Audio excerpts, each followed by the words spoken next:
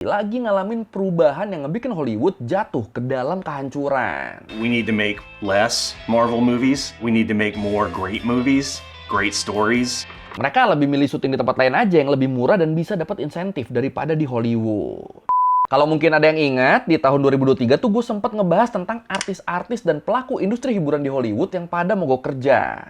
Yang ngebikin banyak produksian film waktu itu tuh jadi pada mandek. Nah, walaupun demonya udah kelar, walaupun mogok kerja udah kelar, tapi ternyata sekarang masalah di Hollywood tuh jadi makin ruwet loh. Jadi manjang, sampai banyak yang nyebut kalau Hollywood lagi kolaps. Hollywood lagi menuju akhir yang nggak bagus. Akhir yang nggak bahagia.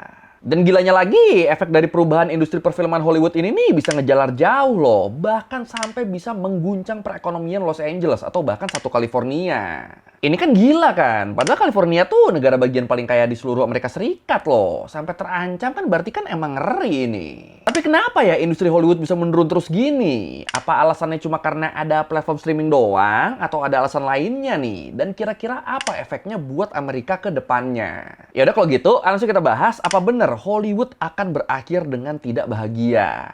Di Learning by Google. Ya, gue yakin lu semua pasti tahu lah ya apa itu Hollywood. Soalnya kan selama puluhan tahun Hollywood tuh kan emang udah jadi semacam simbol dari suksesnya industri kreatif di dunia kan. Khususnya industri hiburan. Ya, berapa banyak coba film-film Hollywood yang jadi blockbuster. Terutama film-film yang diproduksi sama studio-studio gede.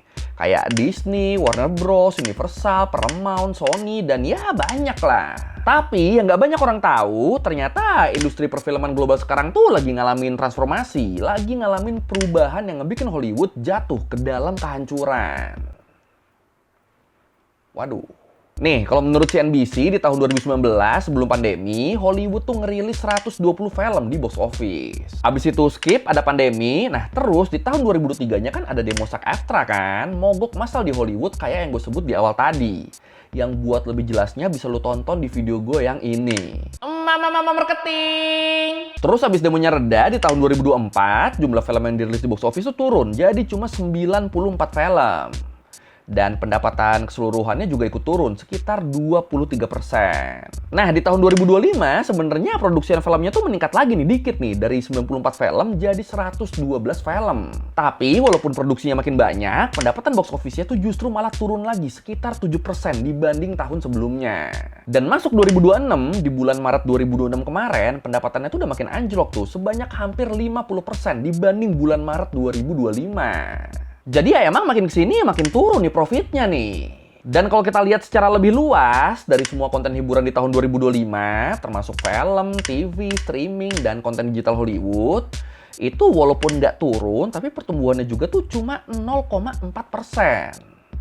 Atau ya berarti hampir nol, hampir nggak ada pertumbuhan sama sekali. Padahal makin kesini budget yang dikeluarin buat produksiannya itu kan makin gede kan. Tapi pertumbuhannya malah makin stagnan ya. Malah kalau film tadi tuh drop tuh. Ada. Employment in California's motion picture industries peaked in 2016, but was decimated by the pandemic. And despite a surge in streaming, the actors and writers' strikes meant a massive loss of jobs that show no sign of coming back. Terus kalau menurut film LA, kantor film partner resmi pemerintah kota Los Angeles disebut, walaupun film yang dirilis di tahun 2025 tuh lebih banyak dari tahun 2024, tapi jumlah hari syutingnya tuh ternyata lebih dikit loh. Disebut di kuartal pertama tahun kemarin, jumlah hari produksi syutingnya tuh 22% lebih rendah dibanding periode yang sama di tahun sebelumnya. Jadi ya walaupun filmnya lebih banyak, tapi pendapatannya tuh lebih sedikit, dan bahkan hari produksinya juga tuh lebih sebentar. Terus kalau menurut Luminate, penyedia data Hollywood, mereka bilang dari tahun ke tahun, proyek film dan TV besar yang syuting di Los Angeles tuh itu juga turun sekitar 24%. Yang artinya lowongan kerja buat para pelaku industri hiburan juga tuh ya berarti di sana tuh lagi turun. Ngeri juga ya. Nah, kalau menurut Art Directors Guild, serikat para profesional di bidang perfilman dan TV di Amerika, di keterangannya di IndieWire, mereka ngelaporin kalau di tahun 2024, sekitar 75% dari 3.000 anggota guildnya tuh pada nganggur. Nganggur soalnya studio-studio produksi pada mangkas budget. Studio-studionya pada mikir, kalau bisa dikurangin ya kurangin aja deh nge-hire jasa kreatif. Sayang duitnya, mending pakai AI aja udah lebih murah. Dan emang bener disebut banyak posisi kreatif kayak penulis, pengatur sound effect, pengatur efek, visual, makeup kostum dan sebagainya itu pada diganti sama AI. Makanya akhirnya disebut di tahun 2024 tuh jumlah peran buat para penulis dan aktor atau aktris tuh turun sampai 40% dari jumlah tahun 2022. Dan gara-gara ini akhirnya ya banyak deh tuh orang yang kekurangan job tuh, banyak yang nganggur. Padahal di saat bersamaan tinggal di LA kan biaya hidupnya tuh kan mahal banget kan. Salah satu yang tertinggi di Amerika loh di sana loh. Nah kalau kerjaannya aja nggak ada, gimana mau bayar sewa tempat tinggal coba? Gimana mau memenuhi kebutuhan dan standar hidup yang sebelumnya mereka jalani? Dan karena itulah makanya akhirnya Hollywood mulai ditinggalin sama para pekerjanya karena dianggap udah nggak worth it. Kerjaan nggak ada tapi biaya hidup tinggi, ngapain tetap stay di sana? Pada mikirnya jadi gitu tuh. So here we are, we're inside of an empty soundstage, actually one of the larger ones. As you can see, production has left California. Dan karena itulah makanya studio-studio syuting di sana juga tuh jadi makin kosong. Bahkan kalau menurut Light Inside Cinema, bukan cuma studio produksi yang makin kosong, bioskop juga makin kosong. Nih disebut sejak tahun 2019 udah ada lebih dari 1.000 bioskop yang ditutup di Amerika. Kenapa ditutup? Karena ya udah dianggap kurang sesuai sama gaya nonton orang-orang sekarang. Ya kalau dulu kan orang kan masih pada hype buat ke bioskop ya. Soalnya banyak film bagus yang cuma bisa ditonton di bioskop doang. Soalnya kalau pengen nunggu muncul di TV itu kan pasti lama kan. Dan nggak pasti juga kapan dan di mananya. Nah tapi sekarang dengan makin banyaknya platform streaming, orang kan jadi mikir, hah? Nonton bioskop? Ah, ngapain repot-repot keluar rumah bayar mahal? Ntar juga ada di Netflix. Dan ya udah, jadinya bioskop makin ditinggalin deh. Dan ini terjadi bukan cuma di Hollywood atau di Amerika doang, tapi juga di seluruh dunia. Disebut pendapatan box office global yang sebelumnya bisa mencapai 40 miliar US dollar per tahun di tahun 2019, itu jadi cuma 8,7 miliar US dollar per tahun doang di tahun 2024. Jauh banget ini kan. Dan yang jadi pendorong utama penurunan pendapatan box office global ini adalah karena orang-orang di Cina yang selalu jadi penopang utama jumlah dan pendapatan box office, karena jumlah penduduk mereka tuh banyak banget, itu udah pada males pergi ke bioskop. Terus di Amerika sendiri juga, penjualan tiket bioskop tuh udah turun 40% loh dibanding satu dekade sebelumnya. Dan harga tiketnya juga lebih mahal 35%. Dan situasi ini ngebikin banyak saham bioskop pada jatuh dan bangkrut deh. Sampai banyak yang harus ditutup kan akhirnya kan. If you spoke to the average worker in Hollywood, you'd hear existential dread.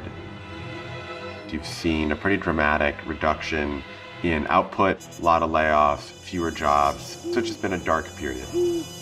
Los Angeles has visibly turned into what I would call a ghost town.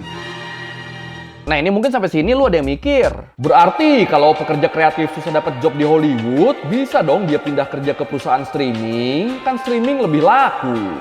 Jawabannya ya nggak sesimpel itu juga. Soalnya pertama, perusahaan-perusahaan streaming kayak Netflix, HBO Max, Disney+, Prime Video, dan lain-lain, itu tuh masih tergabung di sistem Hollywood juga. Ya walaupun Hollywoodnya tuh bukan Hollywood klasik yang fokus di box office gitu, tapi sistemnya tuh masih terintegrasi ke dalam sistem Hollywood. Ya walaupun sekarang udah mulai ada shifting sih, tapi ya tetap aja mayoritas tuh masih tergabung tuh. Terus yang kedua, kalau menurut Bloomberg, sekarang platform streaming tuh udah pada beralih fokus. Dari yang tadinya fokus ke pertumbuhan, jadi fokus ke keuntungan. Ya jadi waktu di tahun 2022, platform-platform streaming tuh mereka tuh pada ngebikin produksian film dan seri sebanyak-banyaknya. Tujuannya biar stok tontonannya makin banyak, orang yang langganan makin banyak, dan akhirnya makin dikenal deh mereka deh. Tujuannya itu tuh pas tahun 2022 tuh. Ya intinya waktu itu mereka tuh masih nge-explore market lah, masih nyoba ini itu buat nyari pasar yang gede. Makanya banyak banget kan film dan series yang muncul di tahun itu, yang kualitasnya tuh ada yang bagus, ada yang B aja, ada juga yang jelek. Dan ini begini ya karena waktu itu kualitas tuh nggak begitu penting. Pokoknya yang penting banyak aja udah, yang penting main kuantitas dulu. Nah tapi sekarang platform-platform tuh udah memperlambat itu. Banyak acara yang di stop di tengah jalan buat nge-cut budget. Alasannya karena ya sekarang pasar mereka kan udah gede kan, dan mereka mau lebih fokus ke keuntungan dibanding pertumbuhan. Jadi kalau sekarang tuh mindsetnya tuh nggak apa-apa produksinya dikit, yang penting berkualitas dan bisa ngebikin pelanggannya setia sama mereka. Dan karena ini akhirnya banyak yang kena PHK deh. Ya yang tadinya butuh banyak pekerja kan karena lagi ngeproduksi terus. Nah sekarang yang diproduksi udah dikit, ya udah bye-bye pekerjanya. Terus banyak platform streaming juga yang lebih memperbanyak acara-acara atau film-film berlisensi dibanding ngebikin acara mereka sendiri. Jadi platform streaming sekarang tuh lebih banyak ngambilin acara atau film-film yang udah pernah tayang. Jadi diambil lagi, ditayangin di platform mereka dibanding mereka bikin sendiri, dibanding mereka ngeproduksi sendiri. Nah kalau gitu caranya kan kru produksinya kan jadi susah buat dapat kerja kan. Orang ini platformnya nggak bikin sendiri, orang platformnya ngambil yang udah jadi, ya gimana kita mau kerja? Jadi gitu kan. Jadinya ya sama-sama aja kayak di box office, di streaming juga ada pengurangan produksi gede-gedean yang ngebikin lapangan kerja jadi makin sedikit. Nelongso juga ini. Let's have a closer look at the data. Here's Nielsen's numbers for how much TV time YouTube has been grabbing from the streamers between 2022 and 2025. Movies are no longer the center of Western culture the way that they once were. Nah sekarang pertanyaannya, apakah Hollywood beneran akan berakhir atau enggak? Nah kalau menurut Los Angeles Times sih mereka bilang sistem dan industri perfilman Hollywood mungkin masih bakal bertahan.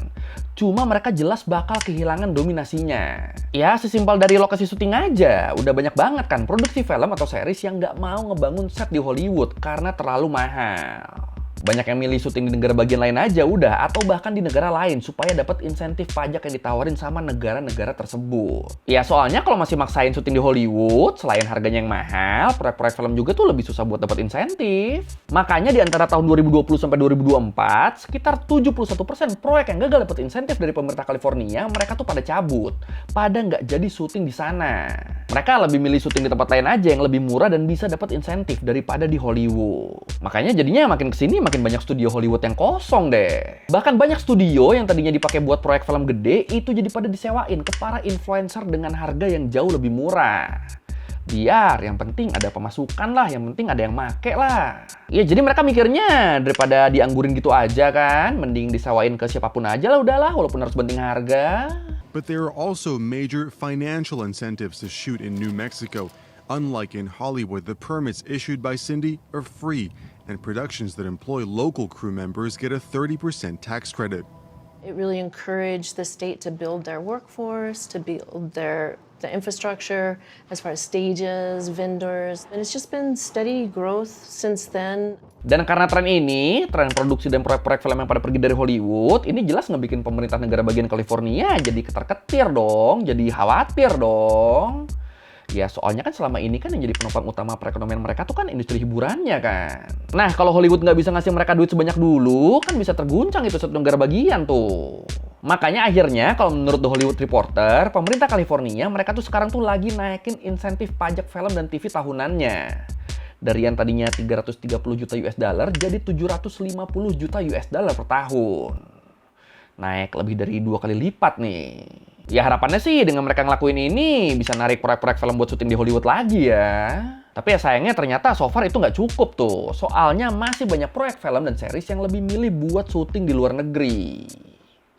Walaupun di Hollywood insentifnya udah naik, bodo amat, tetap lebih nyaman di sini. Masih pada gitu tuh orang-orang tuh. Itu kalau dari sisi produksinya, dari sisi konsumen atau penontonnya juga tuh nggak beda jauh. Dengan adanya penurunan minat nonton bioskop secara global, yang sebagian disebabkan oleh adanya platform streaming yang fleksibel, dan sebagian lagi karena adanya sosmed, di mana orang-orang jadi bisa ngebikin video mereka sendiri dan dapat duit dari situ. Akhirnya gara-gara itu, eksistensi Hollywood tuh sedikit demi sedikit makin nggak penting. Jadi yang tadinya tiap butuh hiburan pada ke bioskop, sekarang kan udah kebagi-bagi kan. Jadinya ya nggak sepenting itu lagi Hollywood. Terus orang-orang yang tadinya pada menjadikan Hollywood sebagai impian, karena ya jalurnya cuma lewat situ doang, sekarang kan udah nggak lagi kan. Sekarang bikin video sendiri aja kan bisa terkenal juga kan. Jadinya ya itu tadi, eksistensi Hollywood tuh udah nggak begitu penting. Terus dari sisi lapangan pekerjaannya juga kan berkurang banget kan. Dengan produksi yang diperketat dan dikurangi. Sama ditambah adanya AI yang bisa ngegantiin kerjaan-kerjaan kreatif behind the scene atau bahkan aktor dan aktrisnya. Nah, gara-gara itu akhirnya jadi banyak gitu orang yang harus nganggur dan nyari jalan lain buat nopang perekonomian diri mereka masing-masing. Udah nggak bisa tuh ngegantungin harapan ke Hollywood tuh. Tapi kalau menurut lu gimana nih? Apakah beneran Hollywood akan berakhir atau ini nih cuma transisi doang nih? Nanti juga terbiasa, nanti juga jadi normal lagi? Yang mana nih? Silakan komen. We need to make less Marvel movies. We need to make more great movies, great stories. It's going to be smaller. I think it's going to remain a scrappy industry where people who are really passionate about it are going to continue to create opportunities for themselves. As long as we keep doing our job and are given the opportunities to create at a high level, I do think that it will still hold an important place in culture in the long run. Oke, sekian Learning Berguling kali ini tentang apa yang terjadi di Hollywood sekarang yang disebut-sebut menuju akhir yang nggak bahagia. Dan kalau dilihat tadi sih ya emang iya sih, karena ya dia tuh udah tidak se-eksklusif itu sekarang, udah banyak saingannya. Ya, kalau lu mereview gue udah salah, atau lu mau nanya, atau nge video, tulis komen, kita juga biasa. Sekali lagi tinggal jangan lupa like, comment, subscribe. Bye!